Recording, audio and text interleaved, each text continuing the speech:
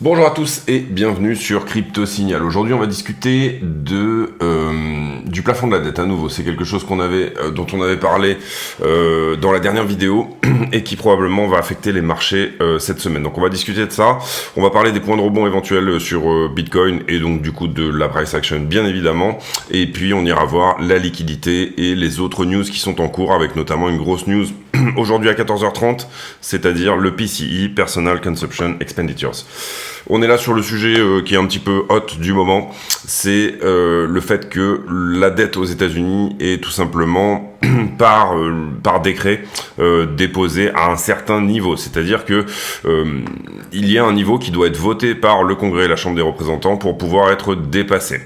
On a des problèmes en ce moment, c'est-à-dire que Janet Yellen, qui est la présidente du Trésor américain, donc celle qui est chargée de payer les dettes tout simplement, qui nous dit que au 1er janvier, on aura touché le plafond de la dette et que donc du coup, on ne pourra pas ici, par loi tout simplement, payer les factures qui seront dues par rapport au Trésor américain, ce qui voudrait dire que, bien évidemment, les États-Unis seraient en défaut de paiement. En ce moment, il y a un débat politique entre McCarthy et Biden qui est de dire, eh bien tout simplement, on va discuter de ça, on est en train d'en parler, etc. Donc c'est en train de monter un petit peu en température de ce côté-là. A priori, hier et avant-hier, il a été dit par ces deux personnes-là qu'on arriverait probablement à un deal. Donc les marchés, à partir de là, se calment un petit peu. Mais attendez-vous, entre maintenant, donc on est le 19 mai jusqu'au 1er juin, à ce que ça soit un petit peu tendu sur les marchés, à ce qu'on ait peut-être un petit peu de volatilité. Concrètement, l'idée, c'est que le plafond de la dette est actuellement à 31,4 trillions. Et que, vous le voyez c'est ici, et que donc du coup, il doit être voté par décret le fait d'augmenter bien évidemment cette limite. On a touché déjà ce plafond en janvier, mais à ce moment-là, les États-Unis avaient dit bon, on va couper un petit peu nos dépenses, on va se débrouiller, etc. C'est ça aussi, hein, bien entendu, les dépenses de l'État, quand elles sont coupées, bien évidemment, ralentissent l'économie puisque c'est un, on va dire un facteur de demande extrêmement important. Et donc du coup, à ce moment-là, on avait dit bon, on va commencer à taper un petit peu dans les réserves, etc. On va se débrouiller et donc du coup ne pas prendre éventuellement de nouveaux engagements et tenir jusqu'à juin, ce qui est plus ou moins ce qui a été fait jusque-là. Mais là, on arrive au moment où il va falloir bien évidemment voter et le problème étant que il va non seulement falloir voter la rehausse du plafond de la dette, mais également le passer devant les deux chambres et ça très rapidement puisque avant le 1er juin. Donc il faut absolument qu'on arrive à un accord, globalement soit aujourd'hui dans la journée, soit lundi maximum, je dirais, pour que eh bien on ait le temps de passer ce projet devant les deux chambres. Donc ça, c'est extrêmement important. Il faut bien comprendre que si jamais à un moment donné, au 1er juin, il y avait effectivement un défaut de paiement, à ce moment-là, eh bien les marchés le verraient très mal, puisque probablement que la note, on va dire, de solvabilité des États-Unis, qui est donnée par des agences de notation, diminuerait, et on aurait ici, je pense, pas mal d'impact sur les marchés. Donc ça, pour moi, c'est vraiment le sujet brûlant du moment. Il faudra y porter une attention toute particulière, à la fois dans la journée d'aujourd'hui et dans les jours prochains, et bien évidemment, ça impacte Bitcoin au sens où, bien évidemment, le fait que les États-Unis et les marchés Bitcoin par moment est extrêmement corrélé au S&P 500, à d'autres moments un peu moins, c'est un peu moins le cas en ce moment, donc ça voudrait dire que peut-être potentiellement ce serait un petit peu moins dangereux, mais attention à ça parce que bien évidemment si tous les marchés tombent, eh bien tous les marchés tombent en même temps, tout le monde va vouloir passer en cash et donc ça risque d'être un problème. Ça, c'est la première chose. La deuxième chose, et je vous l'ai mis là, c'est que on a fait beaucoup d'analyses sur KuCoin dernièrement. On a fait les lettres A, B, C, D, E, je pense. Et en l'occurrence, excusez-moi. Autant pour moi. Et donc du coup, on a pas mal d'altcoins qui ont touché des points sur lesquels j'avais mis des alertes intéressantes. Personnellement, je m'intéresserai à deux d'entre eux, c'est-à-dire Anchor et Audio. Audio, si on fait l'analyse ici, vous voyez qu'on a effectivement une trendline de distribution là, et on a effectivement également... Oh, pardon. Hop. On va se débrouiller comme ça. Hop, hop, hop. Allez. Donc du coup, on a effectivement une trendline de distribution. Vous voyez qu'audio était à 51 centimes. Il a perdu 100%. Et donc j'avais dit commencer un petit peu à regarder les choses autour des 25 centimes, là où on avait mis l'alerte. On a des points d'achat pour moi qui se trouvent ici et ici, si jamais on veut rentrer sur audio, en pensant qu'audio ne perdra pas les 12 centimes, c'est-à-dire qu'il ne nous fera pas un moins 50% à partir de là, et qu'on va tenir cette structure-ci, qui est une structure haussière. L'équivalent ici de se dire, bon... Du coup, je vais faire un nouveau plus haut, voudrait dire, si là, je mets un petit peu de mon capital, je parle pas d'investir ici, voilà, ce qu'on avait prévu sur audio, je dirais, de peut-être potentiellement en rentrer une petite partie autour des 24 cents par exemple, pourrait éventuellement derrière donner un très bon retour sur investissement puisque c'est un asset qui est relativement volatile. Je vous rappelle que le projet audio c'est globalement du Spotify en Web3, c'est-à-dire le contenu appartient aux créateurs de musique, les artistes sont propriétaires de la plateforme d'une certaine manière et puis ensuite ils uploadent leur musique et ils sont payés bien entendu en crypto et en token audio. Donc ça je trouve ça intéressant le fait qu'on ait tenu ici ce niveau là, donc du coup je me permets de vous en parler ici et je vous permets d'en parler en début de vidéo. Maintenant si on va voir nos assets ici, et bien entendu comme d'habitude le Bitcoin face au dollar. Alors, ça me paraît intéressant ici de vous montrer ce que nous dit le Lux Algo Price Action Concept, qui est un indicateur.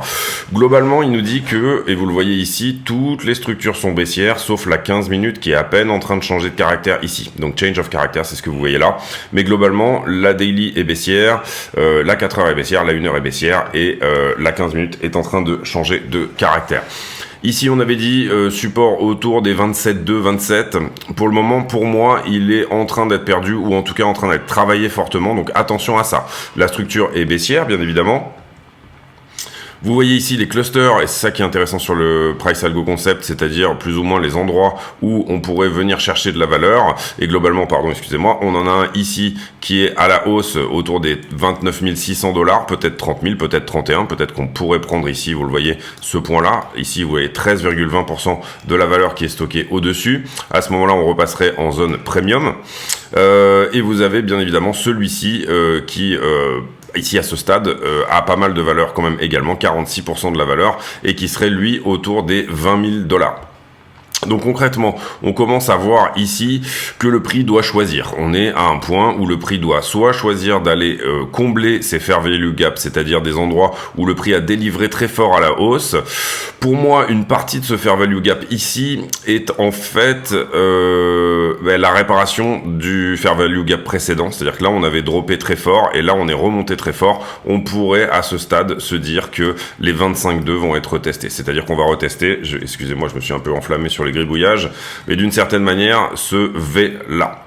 La grande question, le V ici que vous voyez, est un point majeur qui à un moment donné pourrait être testé. Donc ça voudrait dire ici, venir prendre la valeur en dessous, peut-être perdre ce support effectivement, et ensuite repasser au-dessus. Je reste dans l'hypothèse, moi, que on prendra ce qui est en haut avant de prendre ce qui est en bas. C'est-à-dire plutôt venir rechercher le gap qui est là au 29,6, potentiellement même dépasser les 31 000 $, et derrière venir chercher et les 25,2 et potentiellement les 23,2, 22,5. C'est mon avis. Maintenant, c'est ce que je vois au travers de ce que peut nous donner la structure, mais vous comprenez qu'ici, il y a une forme d'indécision, puisque tout simplement, on a, on va dire, une structure, on va remettre ici, on va enlever le Price Action Concept, voilà. On a plus ou moins une structure qui est un petit peu indécise à ce stade, puisque en termes de liquidité, on a à peu près autant de valeur en haut que en bas. Quand on nous dit la daily est baissière, donc sur cet indicateur, pour moi je suis pas tout à fait d'accord avec ça. C'est-à-dire que pour moi la daily je la verrais plutôt comme ça. Hein.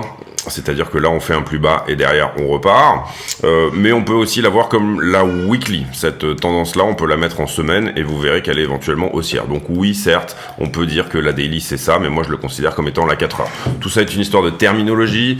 Cet indicateur bon est réglé pour nous donner une certaine chose et on verra derrière ce qu'il nous dit. Attention également à cette épaule, tête épaule que vous voyez ici. Alors j'ai une épaule qui est un petit peu haute ici, mais c'est pas trop un problème. Ce qui voudrait dire de toute façon ne pas forcément prendre les 31 000 $, mais à ce stade plutôt venir chercher une target qui se trouve effectivement dans la target short que vous voyez là, qu'on a désormais établi il y a de ça plus ou moins un mois ou deux, même deux mois quasiment. Je pense qu'on a commencé à en parler à peu près dans cette zone-là, on devait être à 1 mois et demi, et en gros, qui elle nous dirait, eh bien, on casse en dessous, on perd effectivement le support des 27 et on vient plutôt chercher quelque part dans la zone des 22,5. Donc là, c'est vraiment à votre, c'est dans votre manière de voir les choses, c'est dans votre manière de éventuellement appréhender votre trading que vous devrez choisir. Personnellement, j'ai choisi de ne pas choisir, ou en tout cas d'avoir de ne pas trader en ce moment, en tout cas sur des swings, sur des trades assez longs, mais plutôt d'attendre, d'avoir une résolution. Est-ce qu'on perd effectivement ou est-ce qu'on a effectivement ici un nouveau plus haut? Tout simplement, parfois, ne pas agir est une très bonne stratégie. Ensuite, qu'est-ce qu'on peut dire? Sur la structure daily, bon, on reste baissier à ce stade. On a fait ici un plus bas au 25,7. Retentative de regagner ce qui pour moi ici était un support important qui est autour des 27,2. Vous le voyez qu'on n'arrive pas à clôturer une bougie au-dessous. Pour l'instant, on est vraiment ici sur la zone. Voilà, la zone ici pour moi ou sur laquelle on pourrait avoir, c'est globalement entre 27,2 et si jamais on arrive vraiment à clôturer très largement en dessous, une bougie en daily en dessous des 26,5. Donc 27,2, 26,5, zone de combat. Pour l'instant, structure haussière sur la 4 heures qui est peut-être potentiellement en train de se mettre en place. Mais attention, puisque là, on n'arrive pas à faire un nouveau plus haut et on vient casser ici, enfin, on vient retoucher le support. Attention, parce que en 4 heures, les 26 500 sont perdus. C'est-à-dire qu'on a clôturé des bougies en dessous. Ici, on a passé du temps à l'intérieur. Donc, ça voudrait dire peut-être que ça, c'est pas juste une prise de liquidité, une mèche prise de liquidité. Vous voyez qu'en daily, on ne l'a pas perdu, mais en 4 heures, ce support là des 26,5 est perdu. En 1 heure, et après on ira voir le scalping peut-être un petit peu plus tard. En 1 heure, on est dans une latéralisation, encore une fois entre les 27,2, ici on parle plutôt des 27,4 sur la 1 heure, et les 26,5 toujours. Donc 26,5 est un niveau vraiment important. 26,5 est un niveau vraiment important, tout comme l'était 27,2. C'est-à-dire que à ce stade, dans la zone de combat là, si jamais on perd vraiment les 26,5, on peut estimer que on ira en ligne droite potentiellement jusqu'au 25,2. Comprenez que ce qu'on a attaqué là ici, donc sur le mouvement qui est là, c'est la vallée qui est ici. D'accord? Et on n'a pas perdu. Donc ça, c'est une très bonne chose. Et cette vallée, elle sert à quoi? Je vais y arriver. Elle sert à protéger la grosse vallée dont je vous parlais tout à l'heure et qui trouve sa racine au niveau des 25 200. Donc c'est exactement ce que je vous dis et ça tient exactement à ce que je vous dis, c'est-à-dire si on ne perd pas la vallée qui est ici, si on n'arrive pas à l'enfoncer, à ce moment-là, on n'arrivera même pas à attaquer la plus grosse vallée qui est en dessous et qui, elle, pourrait nous emmener sur des fair value gap autour des 22,5. Donc concrètement, en ce moment, on est typiquement en train de faire ça, c'est-à-dire est-ce que cette vallée-là, la première qui est censée protéger la suivante, est perdu ou pas. Et à ce stade, du coup, est-ce qu'on viendra attaquer la vallée suivante, c'est-à-dire les 25,2. Donc vous avez ici une zone de combat tout à fait cohérente à regarder et à apprécier du regard. Et si vous voulez, bien entendu, rentrer en trade là-dedans, pas de souci pour vous. Ethereum BTC qui est plus ou moins en train de latéraliser. Si on regarde Ethereum tout seul, Ethereum contre le dollar, eh bien... on a typiquement une structure à peu près similaire à Bitcoin, si ce n'est que sur Ethereum, le bas de l'épaule tête-épaule, s'il y en a une, il est plutôt autour des 1700, 1700 qui n'ont jamais été retestés jusque-là. Donc sur Ethereum, on a vraiment quelque chose, on a ici cette vallée-là qui est en train plus ou moins en fait d'empêcher qu'on attaque celle-ci, et la grosse vallée précédente dont je vous parlais sur Bitcoin, elle est plutôt autour des 1720. Donc à partir du moment où on en touche un, on vient attaquer éventuellement l'autre, et en l'occurrence on peut estimer que le point de support majeur sur Ether, il a quasiment été touché. Vous voyez que c'est assez propre, c'est-à-dire qu'il a été touché mais pas vraiment attaqué. Vous voyez que si je vous trace ici la racine de cette vallée-là, c'est typiquement l'endroit où Ethereum a rebondi, c'est-à-dire 1745. Donc soit on est sur un point de... on va le mettre ici dans une autre couleur, on va le mettre comme ça, et on va le mettre avec peut-être un peu plus de pixels, histoire qu'on le voit bien. Et en l'occurrence, voilà, le point à ne pas perdre, du coup en daily pour le coup, ça serait les 1743 sur Ethereum, faute de quoi on irait très largement en dessous, peut-être à l'attaque de ce fair value gap, c'est-à-dire en fait venir attaquer les 1005. Donc, difficile ici de dire dans quel sens réellement on va aller. Pour le moment, c'est une zone de combat, il faut regarder, est-ce qu'on maintient le bas de ce range finalement, c'est-à-dire est-ce que ça tient, d'accord ? Allez, on va le donner comme ça. Est-ce que ça tient avec cette déviation ici? Est-ce que ça, c'est en train de tenir? Est-ce que ça, c'est en train de nous montrer que oui, on va retourner aux 2000 $ sur Ethereum? Ou alors, tout simplement, est-ce qu'on le perd et est-ce qu'on va prendre la liquidité? Et il y en a, hein, il y a de la liquidité réellement sur Ethereum autour des 1600, 1500 $. Voilà pour l'analyse sur les deux. On va peut-être aller regarder ici la stablecoin dominance. Stablecoin dominance, vous le voyez, qui... attendez, hop, oui, c'est ça, c'est la bonne ou pas? Ouais, on va prendre celle-ci. Stablecoin dominance qui est actuellement sur... qui vient d'attaquer une résistance. C'est-à-dire que on veut une stablecoin dominance qui est baissière, et là en l'occurrence attention, puisque elle est en train de reprendre ce qui normalement devait être une résistance ici, ça agissait comme une résistance jusque là, et elle est en train de la valider comme un support. Qu'est-ce que ça voudrait dire? Ça voudrait dire revenir potentiellement aux 12% de stablecoin dominance, mais on a déjà parlé de ça dans d'autres vidéos, et éventuellement une target ici pour ce double bottom qui est au-delà des 12%. Revenir à des niveaux qui étaient ceux du 15 mars sur Bitcoin à dominance égale, potentiellement même ceux du 13 mars. Donc en l'occurrence 15 et 13 mars sur Bitcoin, on était 13 mars, on était autour des 24,5, donc c'est à peu près ce que je vous disais, et voilà, quelque part entre 25,2 et 24,5, c'est ce qui est en train de nous dire également la stablecoin dominance. Donc vous le voyez ici, on a un petit peu une confirmation de ce côté-là.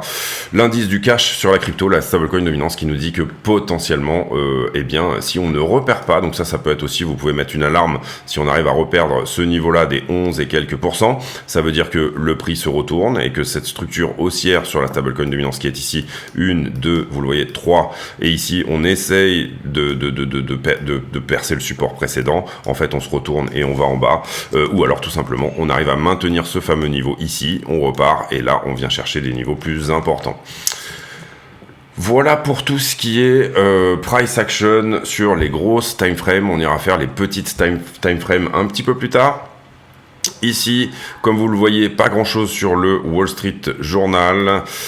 Ici, en l'occurrence, sur Coindesk, on nous parle également du plafond de la dette et des actions qui doivent être prises dans ce sens. Ici, la SEC qui se trouve une nouvelle cible qui serait le Filecoin. Donc, bon, de ce côté-là, attention. On passe assez rapidement, hein, excusez-moi, sur les news. WorldCoin, on va passer également. Biden qui aurait comme projet de taxer le mining de Bitcoin. Ici, bon, c'est un hack, on va passer aussi. Hong Kong qui lance un projet de monnaie numérique avec 16 banques qui incluent Bank of China, HSBC et Alipay. On a un virage de la Chine via Hong Kong pour éventuellement réintégrer toute cette partie crypto dans son écosystème. Hong Kong étant la plateforme, on en a déjà pas mal parlé sur la chaîne. Les futurs sur le S&P 500 qui augmentent très légèrement sur ce vendredi matin. Ici, je pense que S&P est autour de 4002, quelque chose comme ça. Ici, aujourd'hui, vous le voyez, ça sera la news d'aujourd'hui. Où est-ce qu'elle est ?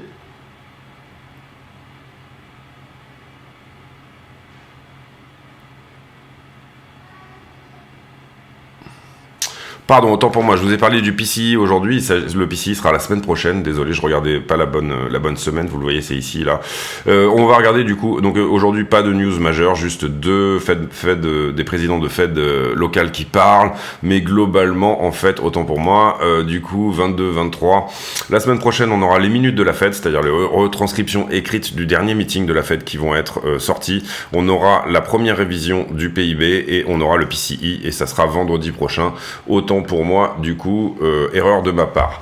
Ensuite, le prochain meeting de la Fed, il sera le 14 juin. Vous voyez que 63% du marché pense désormais que la Fed va rester au niveau où elle est là, et on commence à avoir une partie des gens qui pensent qu'il va y avoir une nouvelle hausse de 0,25. Le plafond de la dette rentre dans cette idée qu'il est difficile pour Powell d'augmenter à nouveau ses taux. Pourquoi ? Parce que, bien évidemment, les taux à court terme, donc qui sont posés par la Fed,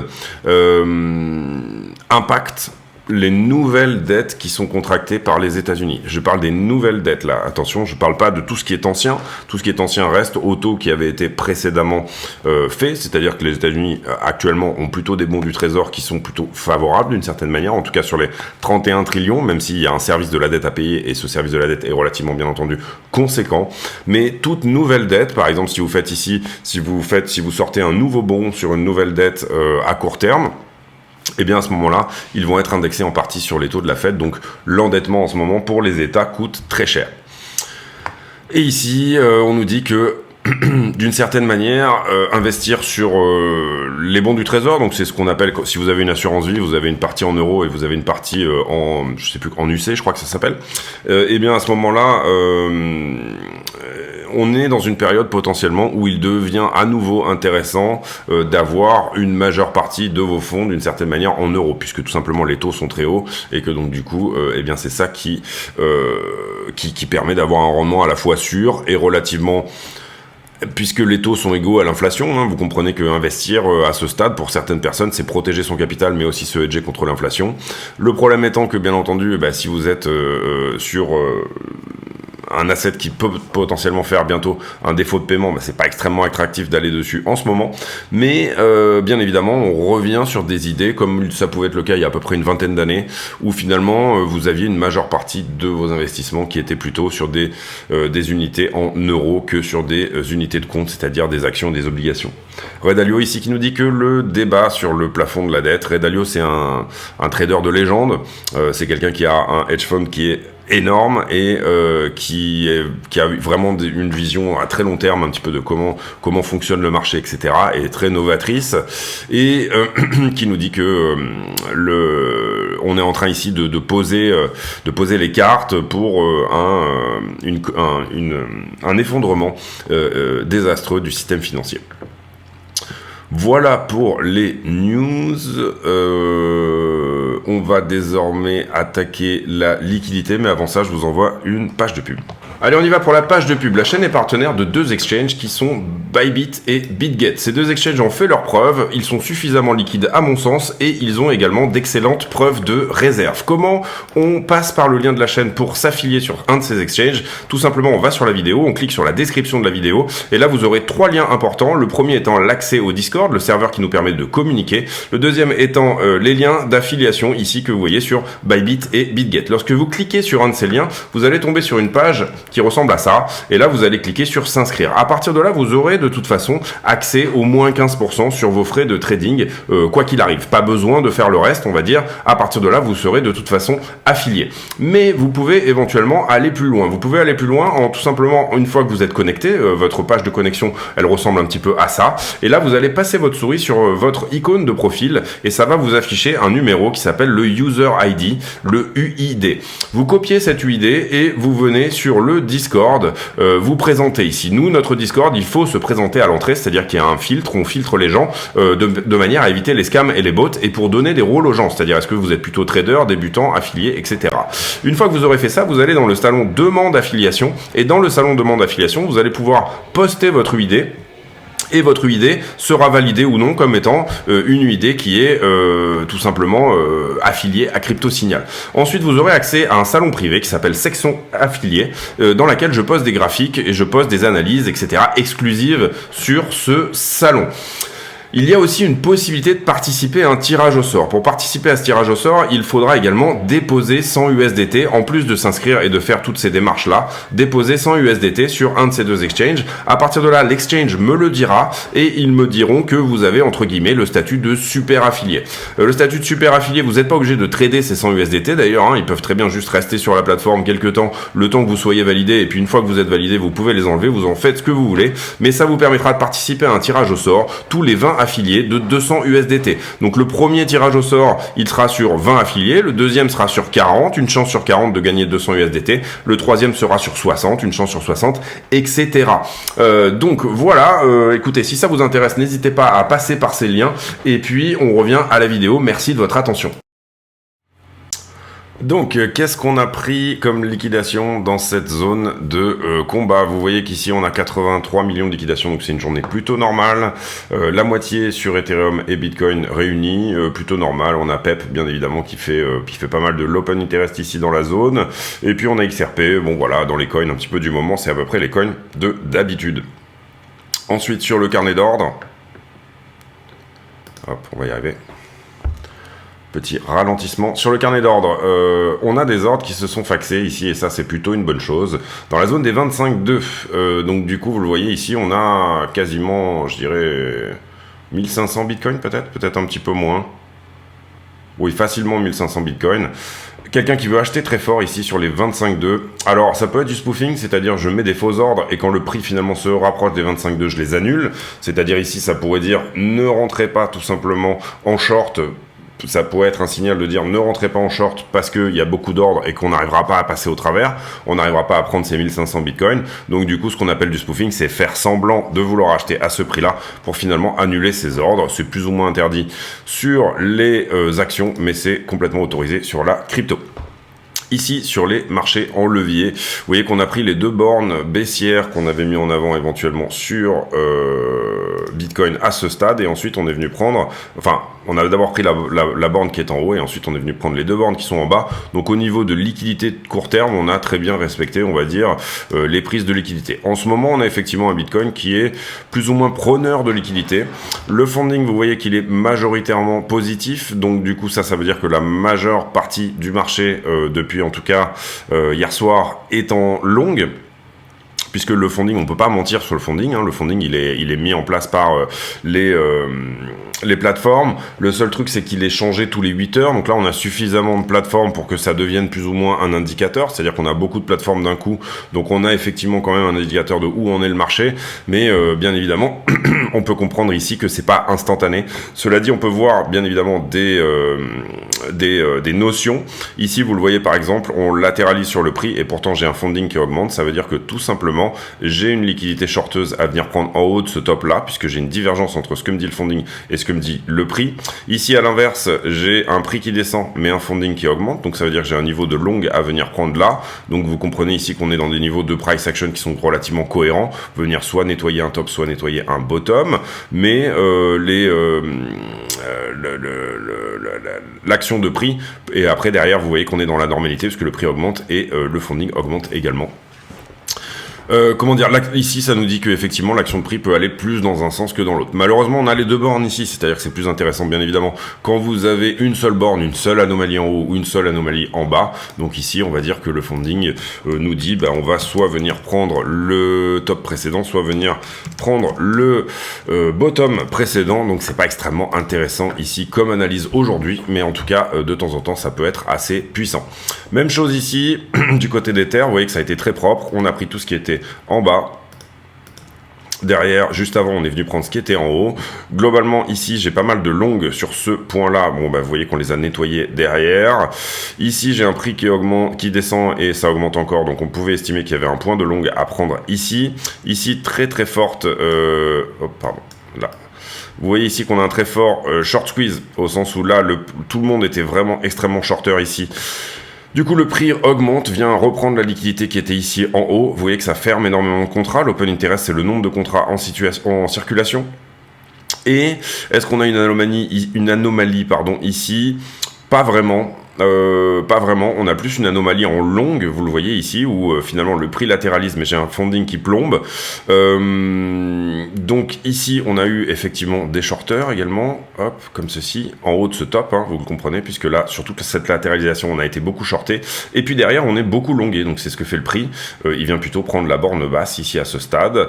Et puis après, on a une normalité. Donc sur Ethereum, on dirait que la liquidité sur les 12 dernières heures, pour le coup, est plutôt haussière, contrairement à Bitcoin, où vous le voyez, on avait mis en avant les deux bornes, tout simplement. Les poches de liquidité sur Bitcoin, on va probablement voir un petit peu la même chose, c'est-à-dire une liquidité très shorteuse ici, vous le voyez là, à ce point-là, et puis finalement un prix qui se retourne. Vous voyez que là, on était sur un delta de shorter plus important, 7 milliards à liquider en haut, donc le prix vient faire un petit peu son taf, et on tombe à 4 milliards ici à ce stade. Ce que nous disent les poches de liquidité, c'est que éventuellement on pourrait avoir encore un petit peu d'upside. et revenir tester peut-être le niveau des 27,5 sans trop de problèmes. En tout cas, la liquidité est en train de nous dire si là on part haussier, il y a quelque chose à prendre. Vous le voyez, c'est là où il y a du vert ici, globalement, même jusqu'au 27,9. Malheureusement, on a du monde qui s'est positionné en longue également sur ce bottom-là, donc du coup, on pourrait aussi avoir une action de prix qui prend la liquidité à très court terme. Et là, pour le coup, on va garder que la zone jaune, c'est-à-dire le dernier plus bas, les 26,2. C'est exactement ce que je vous avais dit tout à l'heure, c'est-à-dire on a un point en haut, un point en bas. Globalement, malheureusement, c'est un peu redondant comme analyse, mais parfois, on est surpris et on a des choses intéressantes à regarder en regardant les deux. Sur Ethereum, même chose, beaucoup de shorters ici sur ce bottom-là, donc le prix se retourne, il vient ici nettoyer une partie de la liquidité shorteuse. Si l'action de prix reste baissière, à ce moment-là, on irait potentiellement sur des zones, si on reste un petit peu dans le jaune, qui serait le dernier plus bas. Par contre, on a l'impression ou le sentiment que peut-être potentiellement quelque chose pourrait être pris en haut. Et en l'occurrence, si on parle d'être sur la zone verte, 1857 sur Ethereum est peut-être potentiellement une bonne target à très court terme. Si on regarde la liquidité sur différentes time frames, et c'est ça qu'on va regarder ici, donc on va regarder la heatmap. Sur les 12 dernières heures, vous voyez qu'on est à peu près kiff-kiff entre qui short et qui long. La quantité de shorter et de longueur, elle est relativement la même. Sur la 7 jours, on a pris une borne basse ici sur Bitcoin, vous le voyez, tout ce qui était jaune là, on a encore effectivement de la valeur, et ce jusqu'à 25,7, mais on a accumulé énormément de valeur autour des 28, donc ça c'est intéressant. Sur la semaine, il y a un point à venir prendre au-delà des 28 000 $. Et sur la 1 mois, puisqu'on est dans un range, il faut regarder un petit peu plus en arrière. Personnellement, je regarde pas très souvent la 1 mois, mais là, on est dans une situation où, bon, peut-être ça peut être intéressant de la regarder. Et ben là, en l'occurrence, si on est baissier, vous comprenez que c'est les 25,2 et voire légèrement en dessous qui pourraient être attaqués. On parle ici de 22,5 personnellement, ça serait la target ultime, moi, si jamais je devais me placer en short. Et en l'occurrence, ici, vous voyez qu'on parle des 30 500, voire 31 000 $, si jamais on part à la hausse. Sur... on est bien sur Ether, oui. Même analyse sur la 12 heures. On a à peu près la même chose en haut et en bas. Difficile de dire ici. Sur la 7 jours, en revanche, vous voyez qu'Ether n'est pas venu prendre cette zone de valeur-là qui était en dessous, là où Bitcoin a fait son taf. Et il est venu manger ici jusqu'au 1000... Enfin, là, en l'occurrence, ça correspondrait au niveau des 1750 sur Ether. Sur Ether, il reste quelque chose en bas qui est plus ou moins vieux de désormais 3-4 jours. Et puis on a effectivement cette zone de valeur au-delà des 1900 pour les shorters. Troisième chose ici, on se met sur la 1 mois sur Ethereum. Vous voyez que la configuration est légèrement différente de Bitcoin, puisque là, effectivement, il y a quelque chose à venir prendre sous les 1006, voire sous les 1450 sur Ethereum. Et puis, on a quand même de la valeur en haut aussi, mais quand on regarde la heatmap sur 1 mois, on a eu un très bon sentiment, très longueur sur Ethereum, qui fait que, attention, pour le coup, là, on a peut-être quelque chose à nettoyer jusqu'à 1005.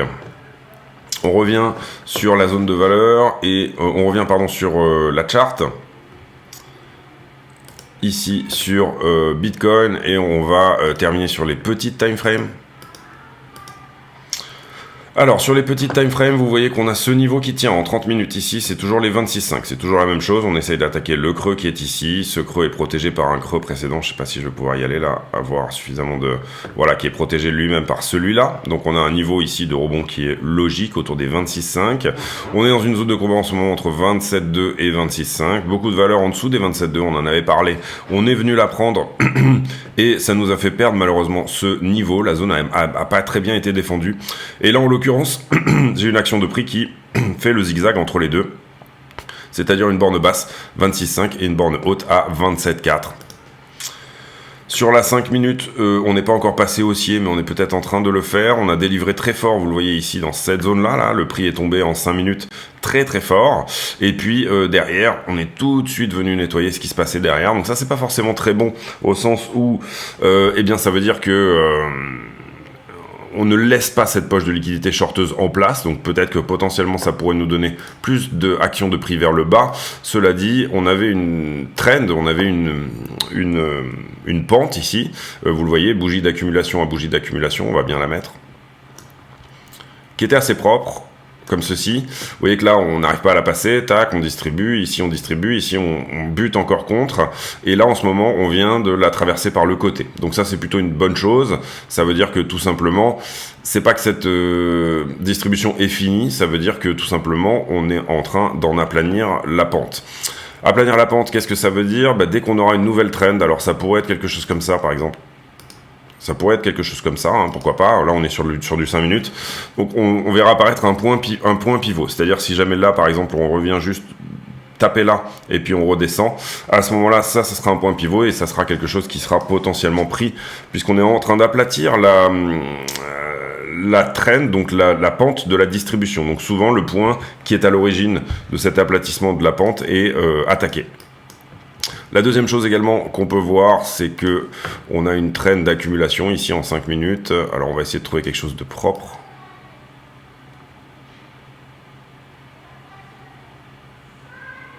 Je vais y arriver. Allez. On va trouver quelque chose de propre. On est à peu près par là. Et globalement, si je dois aligner un petit peu les points qui sont là, c'est celle-ci. Hein. Elle est assez propre aussi. Voilà, on a ici une trend d'accumulation. Par contre, c'est un petit peu la même chose, c'est-à-dire qu'on avait ici cette trend d'accumulation très agressive, là. Vous le voyez ici, on rebondit dessus, on rebondit dessus, et on rebondit dessus. On se fait rejeter par celle-ci. Là, tac, ici, on la perd. Donc cette trend d'accumulation ici en 5 minutes est perdue, ici. Et on a quelque chose qui est en train de s'aplatir, et on voit très bien ici que le point pivot de cette zone est plus ou moins par ici. D'accord? Donc ça voudrait dire quoi? Ça voudrait dire que potentiellement, on peut s'attendre à ce que les 26 790 soient attaqués à nouveau. Et à l'inverse, à la hausse, on peut s'attendre, et on n'a pas encore le point pivot exact là, puisque pour l'instant, on n'a pas la nouvelle trend de distribution. Mais vous voyez ici qu'il y avait une contraction plus ou moins qui s'est résolue, certes, à la hausse, mais que la trend d'accumulation qui était là, qui était très agressive, a perdu de sa superbe. Elle est en train de s'aplatir petit à petit, donc potentiellement qu'on va venir aplatir complètement cette trend, et que désormais 26 692 sera le support à tenir. Donc voilà l'idée un petit peu en 5 minutes pour ceux qui veulent scalper. Vous comprenez ici la méthode. Ici, nous, bien évidemment, on montre surtout des choses qui tiennent à la méthode. Sur le 1 minute, on est aussi à ce stade, rien à dire. On avait une petite traîne d'accumulation ici qui est en train d'être perdue, donc peut-être que potentiellement c'est la même chose, on aplatit pour venir revoir un peu les niveaux 5 minutes, les mêmes niveaux. Donc voilà pour moi, j'espère que cette vidéo vous a plu. Si c'est le cas, n'hésitez pas à le dire, venir nous rejoindre sur le Discord, éventuellement mettre un like, et bien évidemment, éventuellement un commentaire d'encouragement. Mettre un like, ça paraît assez facile à faire, donc n'hésitez pas à le faire si le contenu vous a plu, encore une fois. Vous voyez qu'on est allé voir ici le sentiment. Enfin, on est allé voir d'abord le fondamental, c'est-à-dire plafond de la dette, ce genre de choses, difficultés, potentiellement un scénario en ce moment du marché qui ne sait pas trop où il va, tout simplement parce qu'on a besoin d'une résolution sur ce sujet-là en particulier. Le contexte en crypto, c'est également de la régulation et c'est également un retour de liquidité via les taux d'intérêt sur le marché. À partir du moment où on aura beaucoup de liquidité qui revient sur les marchés, ça veut dire que Bitcoin s'en portera très bien, tout simplement parce que l'argent afflue et que du coup certaines personnes étant en profit pourraient avoir intérêt et pourraient avoir envie d'investir plutôt sur de la technologie, des choses qui sont un petit peu plus hasardeuses mais qui peuvent potentiellement avoir un très gros rendement à court terme. Donc c'était un petit peu ce qui se passait bien entendu en 2020-2021, on avait énormément de liquidités sur les marchés, des taux d'intérêt très bas et donc du coup un Bitcoin qui se portait bien. On parlera également de choses plus fondamentales sur Bitcoin comme le halving, ce genre de choses dans d'autres vidéos. En tout cas, comme on s'en approche, on viendra analyser plus ou moins les autres cycles et les autres choses un peu plus tard. Mais cela dit, vous comprenez le contexte à court terme, comment il est. Vous voyez qu'on a fait également de la price action et que la price action, malheureusement, nous donne pas une structure fiable tant qu'on n'aura pas soit perdu les 26,5 littéralement en daily. C'est-à-dire malheureusement quand vous aurez le temps de vous dire ça y est j'ai compris on va au 25,2 en l'occurrence parce que la borne ici est très proche, eh bien il sera peut-être déjà trop tard au sens où si on y va en ligne droite 26,5 à 25,2 c'est 1000 $. Donc il va falloir, pour ceux qui le veulent, rentrer en trade éventuellement avant d'avoir cette confirmation-là, la confirmation daily, j'entends. Et ça, du coup, rentrer en trade, je parle pour prendre ce delta de 1000 $, puisque 1000 $ sur un delta x20, sur un levier x20, ça fait bien entendu un très bon rendement, ça fait x2 sur le capital investi dans ce trade. Le problème étant que, à ce stade, on est dans une zone de combat où on n'a pas une direction très claire, on n'a pas une volatilité, on a de la volatilité, mais elle n'est pas énorme, elle n'est pas dans un sens, on n'a pas de direction préférentielle extrêmement facile à assumer. Donc j'aurais tendance à dire, moi, si vous voulez faire du scalp, ce genre de choses, ou alors bien évidemment essayer de rentrer des trades, j'aurais tendance à dire faites-le avec une petite portion de votre capital. C'est pas la peine ici d'aller prendre des risques pour finalement quelque chose dont vous n'avez pas un retour sur investissement qui soit aussi sûr que ce que vous voudriez. Donc protéger son capital de trading me paraît ici être quelque chose d'extrêmement important. Et puis voilà, on est allé voir derrière la liquidité qui est shorteuse à court terme, c'est ce qu'on a vu ensemble sur les derniers temps. Mais donc un sentiment de marché qui est plutôt mauvais, ce qui est plutôt une bonne chose pour faire repartir le prix vers le haut, puisque ça veut dire que derrière vous avez en face de vous des gens qui prennent des contrats, puisque c'est leur travail, les market makers, et qui derrière vont aspirer toute l'offre jusqu'à ce qu'ils puissent repousser le prix tout simplement dans le sens inverse, aller dans leur sens, donc gagner des contrats contre vous, les retail ou les traders, on va dire particuliers. Donc les gros portefeuilles ici, ce que certains appellent la smart money, sont plutôt en train de jouer le long, hein. C'est ça qu'il faut comprendre quand il y a un sentiment qui est extrêmement mauvais. Par contre, on a des choses qui peuvent déclencher une très forte baisse, et notamment pour moi, le plafond de la dette en est une. C'est-à-dire qu'il y a des choses qui peuvent éventuellement nous dire attention, en ce moment, on est peut-être effectivement en train de regarder le précipice de tout en haut. Et malgré le fait que tout est rassurant au niveau politique, hein, pour nous dire qu'on va trouver une solution et que cette chose-là, enfin ce problème-là va être réglé, il faut faire attention à la volatilité que ça peut engendrer. Personnellement, je pense que les États-Unis ne peuvent pas ne pas payer leurs factures, et je pense que ça serait la première fois dans l'histoire que ça arriverait. Je ne pense pas que ça sera pour maintenant. Ils ont déjà investi suffisamment d'argent pour plus ou moins supporter quand même à la fois l'économie, le marché et toutes ces choses-là, pour trouver une solution, se mettre d'accord à l'amiable, etc. Mais ici, on comprend que c'est des choses politiques. Certains qui voudraient que le plafond soit augmenté à tel niveau, d'autres pour pouvoir tout simplement finir le mandat de Biden avec de la liquidité, avec des choses à faire, avec une possibilité de financer les investissements du moment, et puis d'autres qui vont dire bah non, tu vois, maintenant que tu as perdu plus ou moins la Chambre des représentants, etc., ou en tout cas qu'on est quasiment à parité, bah non, mon petit Biden, tu vas avoir une fin de mandat qui va être tout à fait pourrave, et tu n'auras pas du tout de liquidité possible. Donc c'est-à-dire tout simplement calculer l'augmentation de ce plafond de la dette au niveau qui fait relativement bien chier l'administration Biden de la part de la partie adverse, et à mon avis c'est plus ou moins ça qui est en train de se dealer en ce moment. Chacune des parties qui bombe le torse, qui dit regarde, tu vas créer une crise sans précédent à m'embêter avec tes niveaux, et l'autre partie qui dit oui, nous on veut bien augmenter, mais on veut bien augmenter jusqu'à 31,6 trillions ou j'en sais rien, simplement de quoi finir le mandat sans avoir aucune possibilité d'avoir des politiques qui sont conséquentes au niveau, bien entendu, liquidité et du coup endettement. Voilà mon avis, ça vaut ce que ça vaut, ça n'est que mon avis, mais bien évidemment, vous comprenez que eh bien, c'est important, ce sont des sujets qui sont importants. J'ai pour habitude de terminer mes vidéos par une question à la con, c'est-à-dire une question qui n'a rien à voir avec le prix du Bitcoin, et en l'occurrence, la question du moment, ça sera est-ce que vous aimez votre travail? C'est-à-dire est-ce que vous vous levez le matin et vous avez vraiment cette passion de ce que vous faites et cette envie, ou alors est-ce que c'est tout simplement un travail alimentaire? Voilà, ça sera la question à la con du jour. Il y en a, ce sera un peu philosophique du coup aujourd'hui, mais voilà, ça permet aussi de réfléchir. Et donc du coup, je vous laisse là-dessus. J'espère que cette vidéo vous a plu. Poussez un like encore une fois, c'est vraiment sympa. Abonnez-vous si c'est pas déjà fait, activez la cloche de notification. On se retrouve demain pour une nouvelle vidéo. D'ici là, portez-vous bien. Ciao.